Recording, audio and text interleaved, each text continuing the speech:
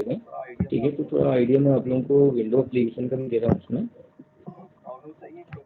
Normal सा ही programme बनाएंगे उसमें एडिशन पे।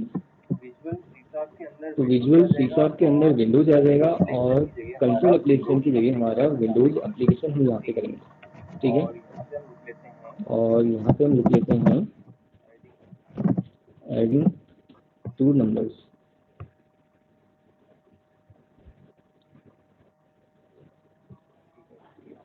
ठीक है। तो ये हमारा लॉजिक रहेगा यहाँ पे। अच्छा, पहले तो हमें क्या करना होगा, फॉर्म का लेआउट बनाना होगा। प्रोसेस तो ऐसी करनी होती है, विंडोज एप्लीकेशन बना रहे हैं तो वहाँ पे फिर हमें फॉर्म का पहले एक लेआउट बनाना होगा। यहाँ पे और इसकी प्रॉपर्टी में चेंज कर सकते हैं। यहाँ पे हम लिख लेते हैं टेक्स्ट में एडिशन और फॉर्म साइज इसका प्राइवेट।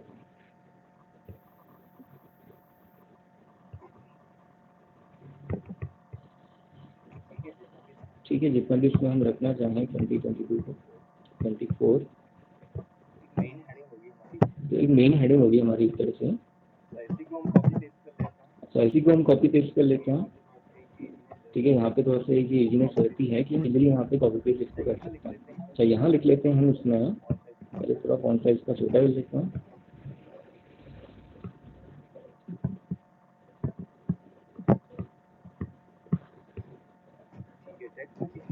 टेक्स्ट में चेंज कर लेते हैं यहाँ पे फर्स्ट नंबर। तो पहला नंबर यूजर यहाँ पे एंटर करेगा, उसके बाद एक और नंबर हम यूजर से यहाँ एंटर करवाएंगे। तो यहाँ पे लिखेंगे एंटर सेकेंड नंबर, उसके बाद आ जाएगा हमारे यहाँ पे रिजल्ट। ठीक है। उसके लिए भी हम यहाँ पे बॉक्स का ही यूज करेंगे क्योंकि मैसेज बॉक्स में यहाँ पे कोई ऑप्शन नहीं रहता उसके अंदर। तो इसलिए हम आउटपुट अगर दिखाना होगा तो टेक्स्ट बॉक्स के अंदर ही दिखाना होगा। विजुअल बेसिक में तो ये था कि हमारा हो जाता है। ये आ जाएगा रिजल्ट। हमने टेक्स्ट बॉक्स इसलिए कि हमने ड्रॉ किया, पहले इसका फॉन्ट साइज हम यहाँ बढ़ा देते हैं, बाद में कॉपी पेस्ट कर देंगे। तो 20 रखा था हमने, वहाँ पे इसको भी 20 ही रख लेते हैं। ठीक है।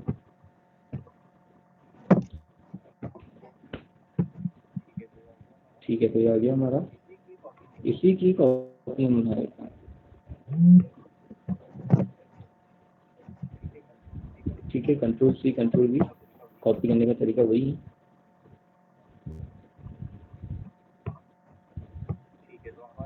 ठीक है। तो हमारा ये एक लेआउट बन गया। अच्छा, अब मेन जो हमारी कोडिंग होगी बटन के अंदर ही होगी, तरीका वही है इसमें भी। ठीक है। तो हमें लेना होगा यहाँ पे बटन, और बटन में जैसे हम यहाँ पे क्लिक करेंगे, तभी क्लिक करेंगे तो कोडिंग विंडो खुल जाएगी। ठीक है। पहले हम यहाँ पे इसका फॉन्ट साइज चेंज कर लेते हैं। प्रॉपर्टीज सारी वही रहती हैं, कॉमन प्रॉपर्टी की होती हैं, कोई डिफरेंस ज़्यादा नहीं आता है इसमें। ठीक है। तो ये हमने फॉन्ट साइज बढ़ा दिया। टेक्स्ट प्रॉपर्टी में जाके इसका यहाँ पे हम टेक्स्ट चेंज कर लेते हैं। इसमें हम लिख दिया टेम्पलेट।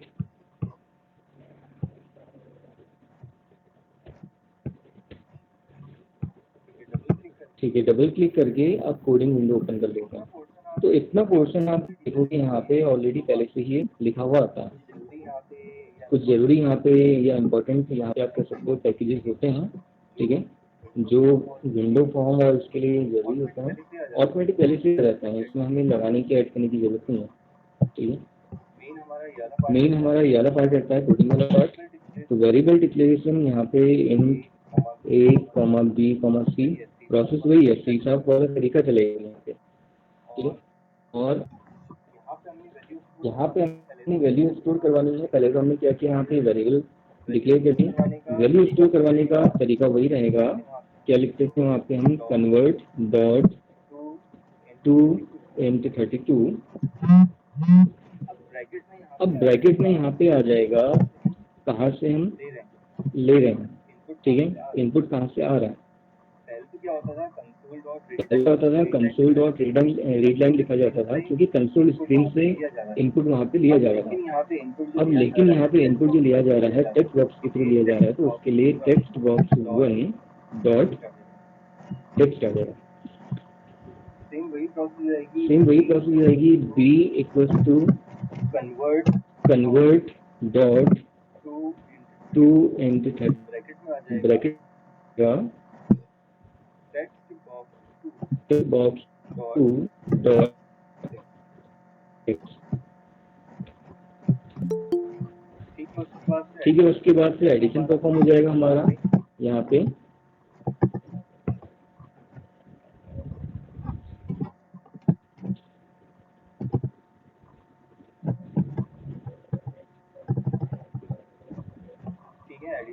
ठीक है, एडिशन करने के लिए कल का जाता था a plus B C equals to a plus B. ठीक है, अच्छा यहाँ पे आप देख रहे एरर दिखा रहा है, क्योंकि यहाँ पे C# के अंदर हमने सीखा था कि हर किसी लाइन को टर्मिनेट करना जरूरी है, इसलिए एरर दिखा रहा हूँ वहाँ पे। ठीक है, फाइनली हम यहाँ पे तो करेंगे, तो उसके लिए हमें यहाँ पे कन्वर्ट करने की जरूरत नहीं है। नॉर्मली इससे हम क्या करेंगे, टेक्स्ट बॉक्स 3 डॉट टेक्स्ट में हम वैल्यू कर देंगे या आंसर शो कर देंगे सी। ठीक है, लेकिन होता क्या था कि हम यहाँ पे इंटीजर एक्चुअल में जो इनपुट लेते हैं यहाँ पे हम, ये होता किस फॉर्म में है या C# उसको किस फॉर्म में समझता है, स्ट्रिंग के या कैरेक्टर फॉर्म में उसको लेता है, तो कन्वर्ट करना पड़ता है हमें वहाँ पे इसको इंटीजर में। ठीक है, अब आउटपुट को अगर वहाँ पे डिस्प्ले करवा रहे हैं जो इंटीजर फॉर्म में है, जबकि यहाँ पे C# क्या कर रहा है, टेक्स्ट फॉर्म में या स्ट्रिंग फॉर्म में उसको समझ रहा है, तो उसके लिए यहाँ पे हमें डायरेक्ट सी लिखने से नहीं काम चलेगा, तो एक फंक्शन यूज करना होता है C.toString कि वापस कन्वर्ट कर दो उसको वहाँ पे स्ट्रिंग के फॉर्मेट में। ठीक है, तब जाके हमें आंसर वहाँ पे दिखा पाएगा। तो एक बार इसको सेव कर लेते हैं, सेव ऑल, और बिल्ड में जाके रीबिल्ड सॉल्यूशन कर लेते हैं। ठीक है, अच्छा यहाँ पे एरर दिखा रहा है, चेक करें क्यों, क्योंकि C# के अंदर एक्चुअल में हो क्या है कि यहाँ पे स्मॉल टी ले रहा है टेक्स्ट बॉक्स 3 या 1 2 जो भी हम लिख रहे हैं उसके लिए। रीबिल्ड सॉल्यूशन डिफाइन नहीं लिखा है, चेक कर लेते हैं बॉक्स है।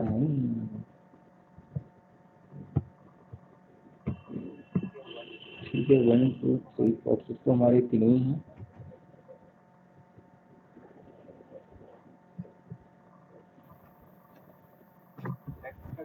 टेक्स्ट का टी यहाँ पे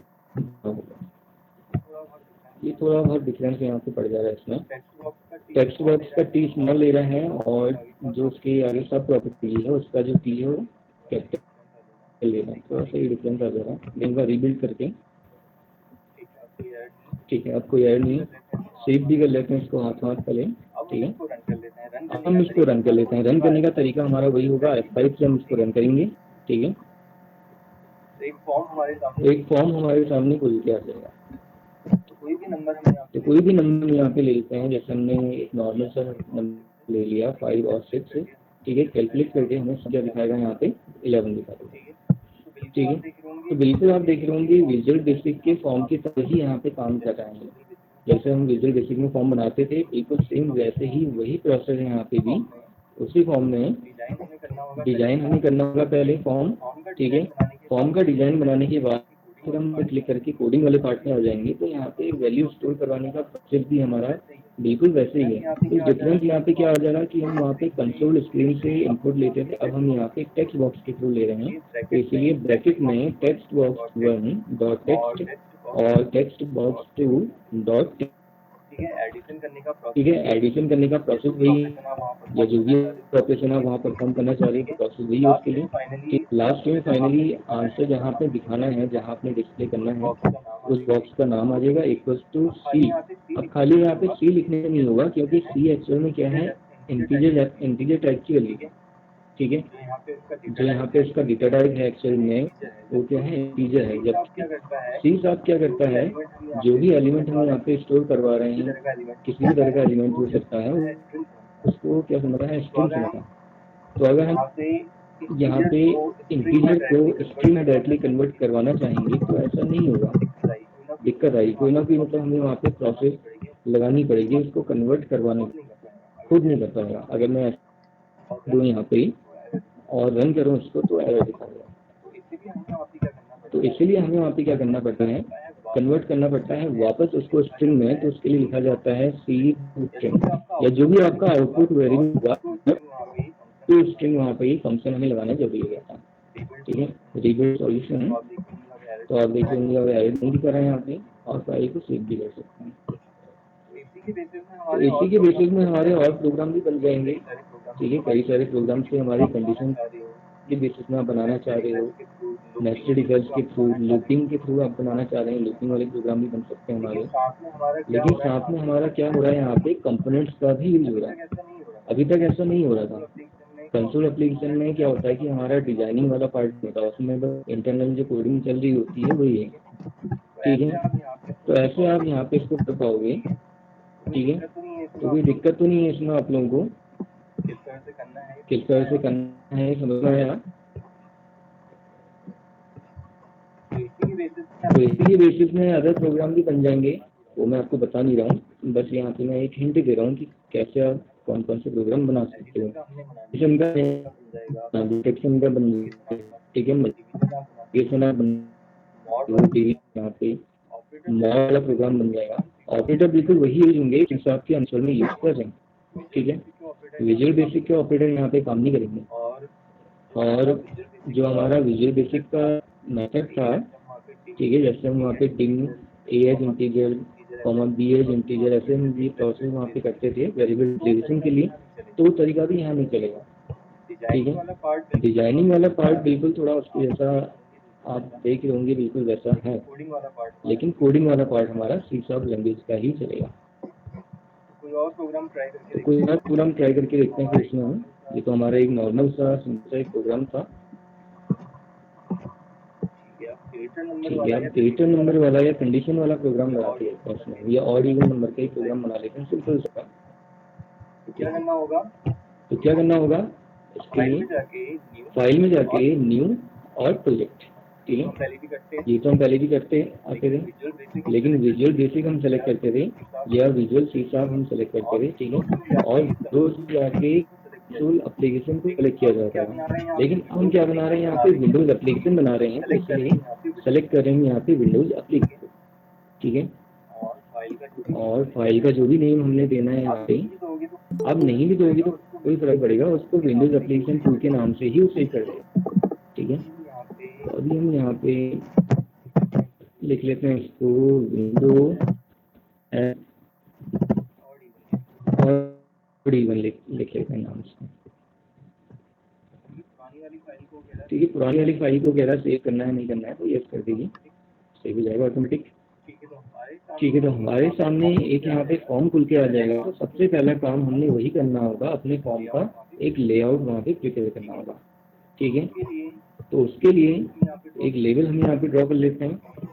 ठीक है, और बाकी चेंजेस वगैरह जो भी करने हैं, फॉन्ट साइज बढ़ाना है और अदर चेंजेस जो करने हैं वो भी कर सकते हैं।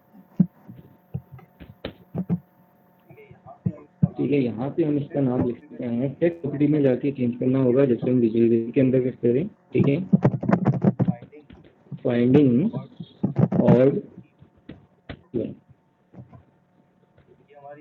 ये हमारी मेन हेडिंग हो जाएगी, और इसी को हम कॉपी पेस्ट कर लेते हैं। कॉपी पेस्ट करने के बाद फॉन्ट का साइज अपना यहाँ पे थोड़ा छोटा कर देंगे, तो एक सब हेडिंग की तरह ही काम करेगा। ठीक है, तो इसलिए 20 और यहाँ आएगा, हम लिख सकते हैं एंटर एनी नंबर। हमने फॉर्म में नहीं होगा। ठीक है, एंटर एनी नंबर। तो अब प्रॉपर्टी का भी ध्यान रखना पड़ता है कि हमारा कर्सर कौन सी प्रॉपर्टी के ऊपर है। एंटर एनी नंबर, यूजर जो भी नंबर एंटर करेगा ठीक है। तो हमें बताएगा कि नंबर ऑड है या इवन है, तो उसके लिए एक हम यहाँ पे बॉक्स और ड्रॉ करेंगे, एक सेल और यहाँ पे हम लगा लेते हैं, जिसमें हम लिख लेंगे रिजल्ट। और रिजल्ट दिखाने एक क्या की, तो सेलेक्ट करेंगे टेक्स्ट बॉक्स हम टूल से और इसको यहाँ पे ड्रॉ कर देंगे। तो फॉन्ट में जाके फॉन्ट की प्रॉपर्टी चेंज कर लेंगे, साइज बढ़ा लेते हैं इसका, हम कर देते हैं 20, ठीक है। और इसी को कॉपी पेस्ट कर लेते हैं, ठीक है। तो फाइनली हमें क्या करना होगा, एक यहाँ पे बटन ड्रॉ करना होगा, ठीक है। बटन हम यहाँ पे ड्रॉ कर लेते हैं, इसमें लेते हैं फाइंड, उससे पहले फॉन्ट का साइज चेंज कर लेते हैं, ठीक है। और टेक्स्ट प्रॉपर्टी में जाके उसका जो टेक्स्ट है वो चेंज कर लेंगे, फिर हम यहाँ पे क्लिक करेंगे, सॉरी फाइंड लिखेंगे, हम वहाँ पे फाइंड हो गया। अच्छा, एक काम और करते हैं यहाँ पे, पहले आपने देखा होगा विजुअल बेसिक के अंदर हम वहाँ पे 2 बटन्स और बनाते रहे, ठीक है। तो सेम ऐसे ही ट्राई करते हैं कि 2 बटन्स और बनाने का काम करता नहीं करता, ये भी पता लग जाएगा। एक आ जाएगा हमारा रीसेट बटन, ठीक है।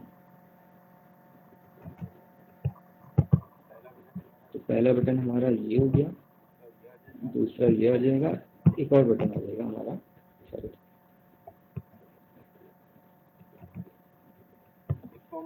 इसको हम बना देंगे एग्जिट,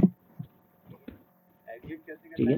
एग्जिट कैसे करना है ये तरीका भी मैंने आप लोगों को बताया था उसमें, जब हमने स्विच केस वाला प्रोग्राम किया था, ठीक है। वहाँ पे आपने देखा था कि एग्जिट हो रहा था, वही तरीका हमें यहाँ पे यूज करना होगा।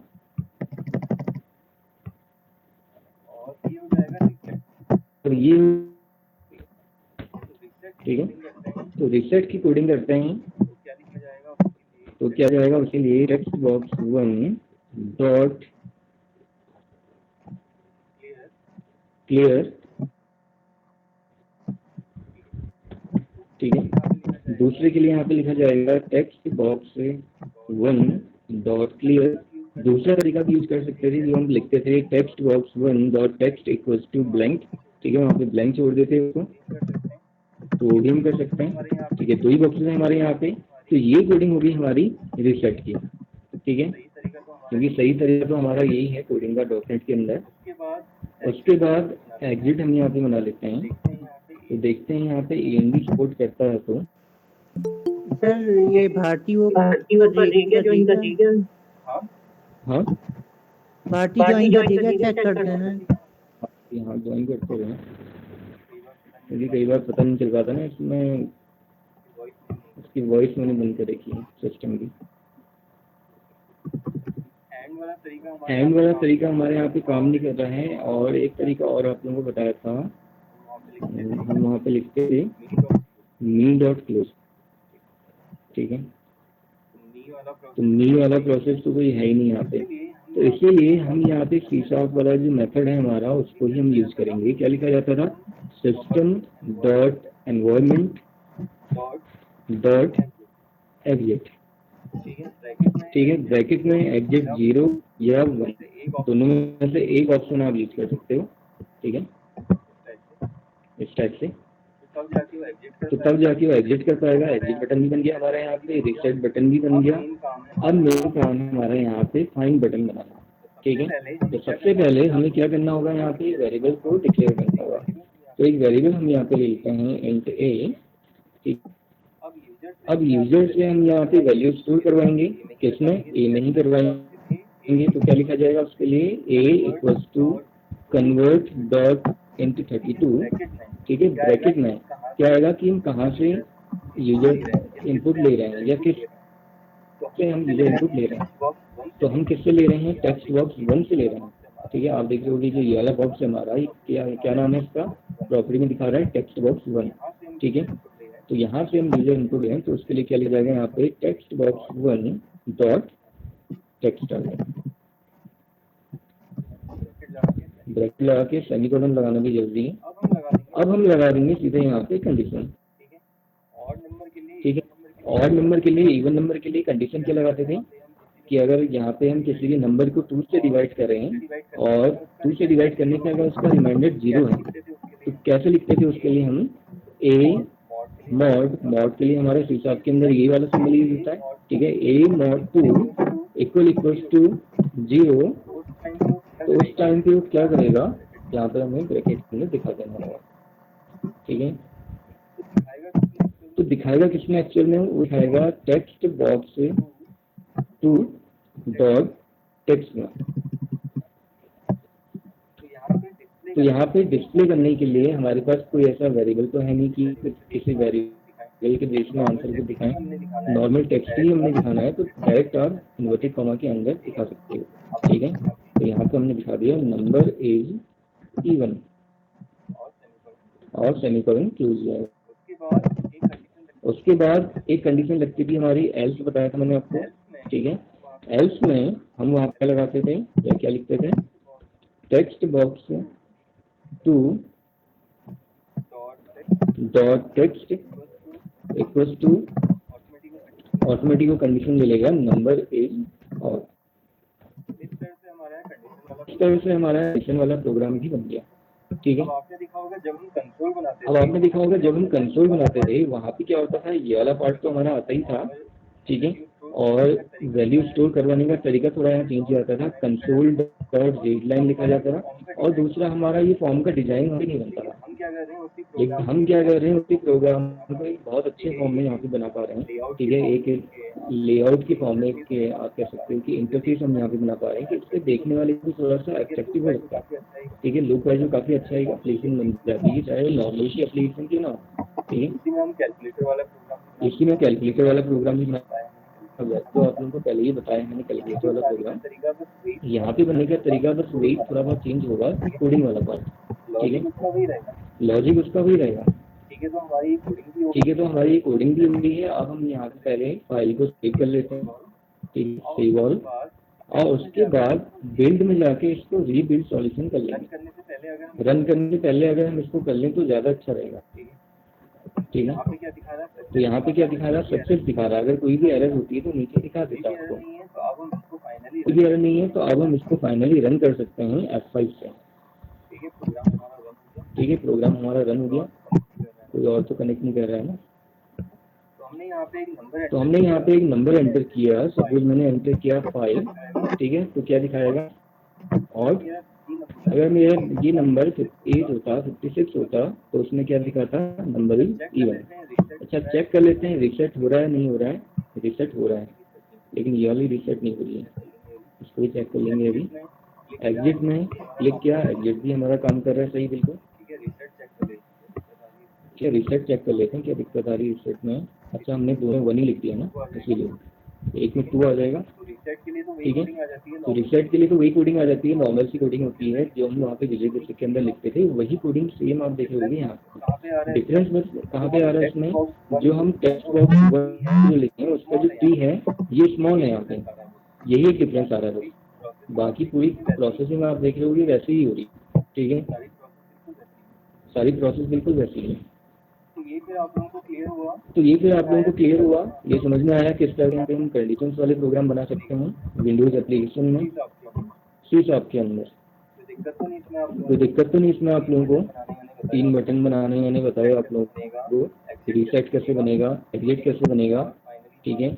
और फाइनल जो मेन बटन है फाइंड करना, कैलकुलेट करना, ये हम कैसे कर पाएंगे। कोई डाउट तो नहीं इसमें किसी को भी, सबको समझ में आ गया। Yes sir. ठीक है चलिए फिर आगे बताता हूँ। फिर एक नया प्रोग्राम और कोई कंडीशंस वाले प्रोग्राम तो हमने देख ही लिए हैं। इसमें आप ग्रेटर नंबर और स्मॉलर नंबर वाले जो प्रोग्राम होते हैं हमारे, अब जब हमारा एक प्रोग्राम बन गया है तो इसमें नेस्टेड इफ एल्स का प्रोग्राम भी बनाया जा सकता है, ठीक है। तो उसको आप लोग ट्राई करके देखना एक बार, नहीं आएगा फिर मैं बताऊँगा। अभी इसमें हम ट्राई करते हैं यहाँ पे लूपिंग वाला प्रोग्राम एक बार ट्राई करके देखते हैं, ठीक है। एक नया फॉर्म ओपन कर लेते हैं। अब देखिए इसका जिन्होंने अभी ज्वाइन किया है तरीका बता दूँ आपको। फाइल में जाके आपको क्या करना होगा, न्यू करना होगा, प्रोजेक्ट में क्लिक करना होगा, और सी शार्प के अंदर विंडोज पहले हम कर रहे थे कंट्रोल एप्लीकेशन, ठीक है। अब हम यहाँ पे कौन सी कर रहे हैं, विंडोज एप्लीकेशन। तो ये आपने सेलेक्ट करना होगा। सेलेक्ट करने के बाद यहाँ पे जो भी आप फाइल का नाम देना चाह रहे हो, फाइल का नाम आप दे सकते हैं, ठीक है। तो अभी हम प्रोग्राम बना रहे हैं लूपिंग का। तो यहाँ पे लिख लेते हैं लूप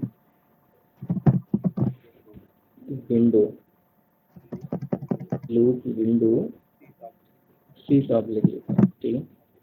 शॉर्ट फॉर्म में लिख लेते हैं, ठीक है। पुरानी फाइल को सेव करने के लिए कह रहा है तो उसको आप यूज कर दीजिएगा। कई बार क्या होता है कि हमसे चेंजेस सेव नहीं हो पाते हैं, ठीक है।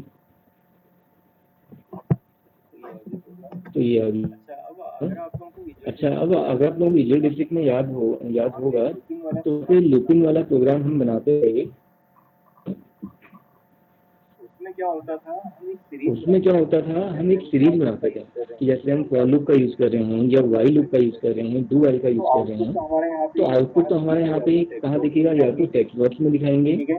और मल्टीपल आउटपुट दिखाने के लिए मैंने आपको बताया था कि हम वहाँ पे लिस्ट बॉक्स का यूज करते थे, ठीक है। तो एक बार ट्राई करके देखते हैं वो वाला एलिमेंट भी किस तरह से काम करेगा।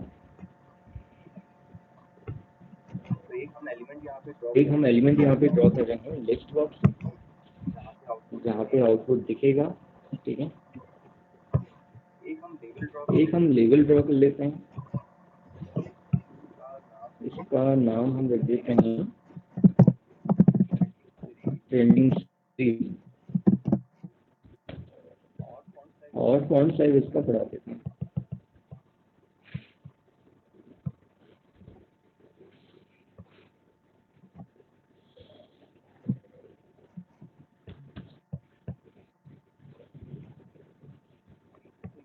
ठीक है, तो यहाँ पे एक हमें बटन बनाना पड़ेगा और कुछ हमें कंपोनेंट की जरूरत नहीं है। सिंपल सा एक हम यहाँ पे एक बटन बनाएंगे और उस बटन में हम लिख देंगे यहाँ पे, पहले फॉन्ट साइज बढ़ा लेते हैं इसका, ठीक है। 22 कर दिया हमने यहाँ पे फॉन्ट साइज। और टेक्स्ट प्रॉपर्टी में जाके हम यहाँ पे लिख देते हैं प्रिंट, ठीक है। कोडिंग कहाँ होगी हमारी, डबल क्लिक करके बटन में, ठीक है। अब एक हम वेरिएबल लेते हैं पहले, जिस लूप हम यहाँ पे चलाएंगे, आई लेते हैं, तो आई का लूप चलेगा हमारे यहाँ पे, ठीक है। उसके बाद फिर हम डायरेक्टली एक कंडीशन लगाते थे। क्या कंडीशन लगाते थे, फॉर i इक्वल्स टू 1 से i लेस इक्वल्स टू 10 और i प्लस प्लस, ये लिखा करते थे उसमें हम। तो उस टाइम पे वो क्या करता था, आउटपुट को डिस्प्ले करता था। तो आउटपुट डिस्प्ले करने के लिए अब हमारे पास यहाँ पे है कि एक्चुअल में लिस्ट बॉक्स है, लिस्ट बॉक्स 1 डॉट आइटम्स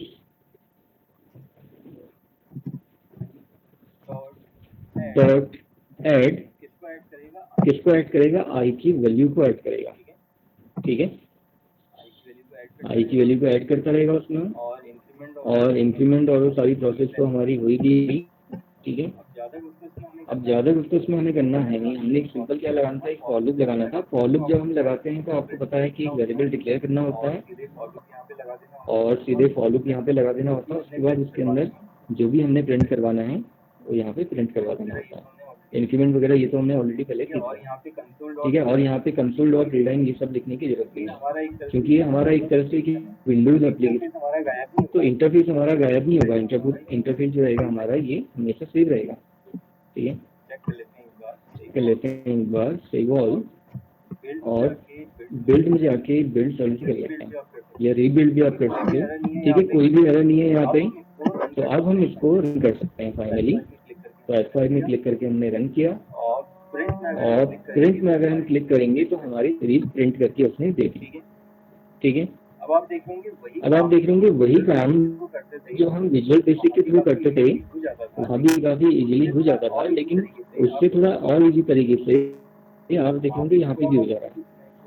वहाँ पे भी थोड़ा बहुत हमें कुछ कोडिंग तो करनी पड़ती थी, ठीक है। क्या लिखा जाता था इसमें, वहाँ पे लिखते थे for i equals to 1 to 10, ठीक है। स्टेप 1 स्टेप 2 जितना भी स्टेप हमने यहाँ पे छोड़ना होता था, स्किप करना होता था, ये सब वहाँ लिखा जाता था। उसके बाद फिर हम वैल्यू को प्रिंट करवाते थे और थोड़ा बहुत और वहाँ पे फॉर के साथ हमें एंडिंग में नेक्स्ट लगा देना होता था। यहाँ तो एक डिफरेंस है कि हमें इतना सब कुछ लगाने की जरूरत नहीं है, ठीक है। नॉर्मल सी कोडिंग करनी पड़ रही है और आंसर हमारा आ जा रहा है। दोबारा क्लिक करूंगा तो दोबारा सीरीज को प्रिंट कर देगा, दोबारा करते रहेगा ऐसे। जितने बार मैं क्लिक करूंगा उतनी बार सीरीज को आपको प्रिंट करके देगा। ये इसका एक फायदा है यहाँ पे। अब मान लीजिए अगर मैंने यहाँ पे इसको पूरा क्लियर करना है, क्लियर करके फिर दोबारा से प्रिंट करवाना है, तो ये कैसे हो पाएगा? कुछ हिंट आप बता सकते हैं इसके बारे में, अगर आप लोगों को विजुअल बेसिक का याद है कि हम लिस्ट बॉक्स को क्लियर कैसे करें वो तरीका, तो कुछ आइडिया दे सकते हैं कैसे हो पाएगा? इसको ब्लैंक छोड़ के ब्लैंक कैसे, क्या लिखना पड़ेगा? उसके लिए सबसे पहले तो एक हिंट मैं आपको बता दूं, हमें क्या करना पड़ेगा, एक बटन बनाना पड़ेगा क्लियर करने के लिए या करने के लिए, जो भी हम कहें, ठीक है। तो एक बटन पहले हम यहाँ पे बना लेता हूँ, ठीक हो गया। तो बटन जब हमारा बन जाएगा उसके बाद फिर हम इसको यहाँ पे एक नेम इसका चेंज कर लेंगे, इसको लिख देंगे हम क्लियर या रीसेट, ठीक है। अब क्लियर में डबल क्लिक करके हमें कोडिंग करनी होगी, तो क्या लिखना होगा, क्या बताया था आपने, क्या लिख सकते हैं यहाँ पे? इसमें भी लिस्ट बॉक्स को आएगा सर। लिस्ट बॉक्स रहेगा। अब हमने क्लियर किसको करना है, लिस्ट बॉक्स को करना है, और उसका एक्चुअल में नाम है क्या, लिस्ट बॉक्स 1 है, ठीक है, डॉट क्लियर। तो लेकिन यहाँ पे क्लियर सेलेक्टेड दिखा रहा है, तो एक काम करते हैं, क्लियर तो यहाँ पे है नहीं। अच्छा एक चीज और है, पहले आइटम तो आएगा तब जाके क्लियर करेगा ना, आइटम्स डॉट क्लियर। तो ऐसे हमें यहाँ पे इसको लिख देना होगा, ठीक है। तरीका बिल्कुल सेम आप देखे होंगे, थोड़ा थोड़ा विजुअल बेसिक से मिलता जुलता तरीका है, ठीक है। सेम ही है, ज़्यादा डिफरेंस नहीं है, बस डिफरेंस क्या है, लास्ट में सेमीकोलन हमें लगाना पड़ेगा। यहाँ पे लिस्ट बॉक्स 1 ही आएगा या 2 आएगा? नहीं 1 ही आएगा, 2 तो है नहीं ना, लिस्ट बॉक्स तो हमारा एक ही है ना, बटन 2 है हमारे यहाँ पे, 2 बटन है। अब बटन के लिए तो हम कोडिंग कर नहीं रहे हैं, हम बटन के अंदर कोडिंग कर रहे हैं, किस लिए, लिस्ट बॉक्स के लिए, ठीक। तो हमारा एक ही है ना, ठीक है। तो ये हमारा कोडिंग चेक कर लेते हैं, बिल्ड सॉल्यूशन में क्लिक करके, कोडिंग सही है, कोई भी एरर नहीं है। तो अब हम फाइनली इसको रन कर सकते हैं, ठीक है। तो रन कर दिया हमने। अब मैंने इसे प्रिंट में क्लिक किया तो हमारी लिस्ट यहाँ पे प्रिंट हो गई। अब मैं इसको क्लियर करना चाह रहा हूँ, तो एक ही बार में पूरी लिस्ट को क्या कर देगा, क्लियर कर देगा, ठीक है। तो इस तरह काम करेगा। कई बार होता है कि हमने एक नई लिस्ट वहाँ पे जनरेट करनी है, ठीक है। आप ऐसा भी कर सकते हो, एक ही लेआउट में कई तरह के प्रोग्राम बना सकते हो। जैसे एक नॉर्मल लिस्ट आप यहाँ पे लिख सकते हो, एक और नंबर सीरीज आप यहाँ पे लिख सकते हो, बटन बन सकते हैं हमारे पे, एक इवन नंबर सीरीज हम यहाँ पे लिख सकते हैं कि यूजर क्या करना चाह रहा है, और थोड़ा इसको कस्टमाइज बनाना है तो हम इसमें ऐसा भी कर सकते हैं कि यूजर से स्टार्टिंग पॉइंट और एंडिंग पॉइंट भी हम एंटर करवा सकते हैं। वो करने के बाद फिर यूजर उसमें क्या देखना चाह रहा है, कि एक नॉर्मल सीरीज देखना चाह रहा है या इवन नंबर की सीरीज देखना चाह रहा है उसमें, या और नंबर की सीरीज वो देखना चाह रहा है, ऐसा प्रोग्राम मतलब इसमें हम बना सकते हैं। लेंथी प्रोग्राम बन जाएगा थोड़ा, लेकिन एक हिंट मैंने आपको बता दी कि किस तरह से और ज़्यादा कस्टमाइज इसको करके हम बना सकते हैं। अलग अलग तरह की सीरीज हमने प्रिंट करवानी है, यूजर को दिखा सकते हैं कि ऐसे ऐसी सीरीज हम यहाँ पे प्रिंट करके देंगे, तो उस बटन में क्लिक करेगा तो वैसी सीरीज वहाँ पे प्रिंट कर होके आ जाएगी, ठीक है। तो जैसा चाहें वैसा आप उतना ज़्यादा उसको कस्टमाइज बना सकते हैं। इसमें एक प्रोग्राम हमारा और बन सकता है मार्कशीट वाला, ठीक है, कि जैसे स्टूडेंट का नेम और ये सब चीज़ें आप यूजर से एंटर करवाओगे। स्टूडेंट नेम अगर आप एंटर करवा रहे हो तो वहाँ पे डेटा टाइप हमारा क्या यूज होगा, स्ट्रिंग हमें यूज करना होगा, ठीक है। कैर का यूज नहीं कर सकते हैं, कैर का यूज करेंगे तो कैर करता क्या है, सिंगल कैरेक्टर ही स्टोर करवा देता है। तो डेटा उस कंडीशन में हमें स्ट्रिंग यूज करना होगा, ठीक है, कि स्टूडेंट का नेम हो गया, एंटर करवाना है, क्लास एंटर करवानी है, नेम, ठीक है, नेम और ये हो गया। रोल नंबर एंटर करवाना है तो उसको नंबर में आ जाएगा, हमारा इंटीजर में ही आ जाएगा। लेकिन ज़्यादा बड़ा रोल नंबर है तो उसके लिए फिर हम लॉन्ग ले सकते हैं डेटा टाइप। तो थोड़ा बहुत डेटा टाइप में चेंजेस करके इस टाइप का प्रोग्राम भी हमारे यहाँ पे बन जाएगा, मार्कशीट वाला प्रोग्राम जो मैं बता रहा हूँ आप लोगों को। पहले हम क्या करेंगे कि यूजर से वहाँ पे स्टूडेंट का जो नेम है, रोल नंबर, हर जो एक जनरल डिटेल्स होती है वो एंटर करवाएंगे। फिर सेकंड पेज में यहाँ पे करवा सकते हैं। सेकंड पेज भी लोड करने का तरीका बिल्कुल वैसा ही है जैसे हम वहाँ पे विजुअल बेसिक में करते थे, ठीक है, कि एक फॉर्म से दूसरा फॉर्म हमारा खुल जाए, कि जब नेक्स्ट बटन में क्लिक करेंगे या नेक्स्ट बटन में आप क्लिक करोगे, यूजर क्लिक करेगा तो एक नया फॉर्म खुल के आ जाएगा, ठीक है। तो नेक्स्ट डिटेल्स हमारी वहाँ पे आ जाएगी। फिर हम यूजर से कहेंगे enter the marks of student, enter the subject marks of student, ठीक है, जो भी वहाँ पे मार्क्स है, जैसे कि हमने enter the marks of English बोला है, हिंदी बोला है, मैथ्स बोला है, सारे मार्क्स हम वहाँ पे एंटर करवाएंगे। फिर एक नेक्स्ट पेज में या नेक्स्ट फॉर्म में उसका लेआउट, सॉरी उसका जो टोटल है ये हम वहाँ पे यूजर को दिखा सकते हैं कि टोटल इज दिस, और टोटल के साथ साथ परसेंटेज भी आप दिखा सकते हो, ठीक है, एवरेज जो भी है एक साथ आप चाहो तो ये सारे फील्ड आप दिखा सकते हो। टोटल मार्क्स हो गया और वहाँ पे ऐसे हमारा एक आता है परसेंटेज हो गया, रिजल्ट हो गया, डिवीजन हो गया, ये सब कुछ एक फॉर्म में दिखा सकते हैं जो नेक्स्ट फॉर्म बनेगा। तो इस तरह से हमारा एक मार्कशीट वाला प्रोग्राम भी बन जाएगा। देखना इसको आप ट्राई करके, आपको बताऊंगा ये वाला प्रोग्राम किस तरह से होगा, ठीक है, वो ट्राई करके देखेंगे फिर हम। और बड़ा प्रोग्राम भी है, कई बार ये हो जाता है समझ में नहीं आ पाता कैसे बनाना है, तो स्टेप बाय स्टेप तरीका उसका देख लेंगे, ठीक है। अभी हमारी जो कंसोल एप्लीकेशन है उसमें और प्रोग्राम भी हैं, अभी ऐसा नहीं कि उसमें प्रोग्राम खत्म हो गया। ये मैंने इसीलिए आपको बीच में बता दिया कि इससे आप लोगों को थोड़ा इसका भी आइडिया हो जाए कि अगर आपको सिर्फ विंडोज एप्लीकेशन बनानी है तो फिर आप वो किस तरह से बना सकते हैं, ठीक है। कोई बहुत ज़्यादा डिफरेंस नहीं है इसमें और विजुअल बेसिक के अंदर। अब वो डिपेंड करता है कि आप कौन सी लैंग्वेज आपको ज़्यादा सूट करती है, विजुअल बेसिक, ठीक है, कौन सी लैंग्वेज ईजी करती है उसके ऊपर डिपेंड होकर आप कोई भी एप्लीकेशन या किसी भी तरह की एप्लीकेशन आप बना सकते हैं, ठीक है। तो इतना क्लियर हो फिर आप लोगों को, कोई दिक्कत तो नहीं किसी भी ऑप्शन में? तो जितना बताया मैंने आप लोगों को आज समझ में आ गया? कोई डाउट है तो बताइए। तनुजा और भारती आप लोगों को कोई डाउट है? भारती कहाँ है? भारती ने तो लेफ्ट कर दिया। तनुजा आपको क्लियर है? सर हाँ ठीक है, चलिए फिर आज के लिए इतना ही करते हैं। नेक्स्ट मैं आप लोगों को कल बताऊंगा, ठीक है। Okay sir.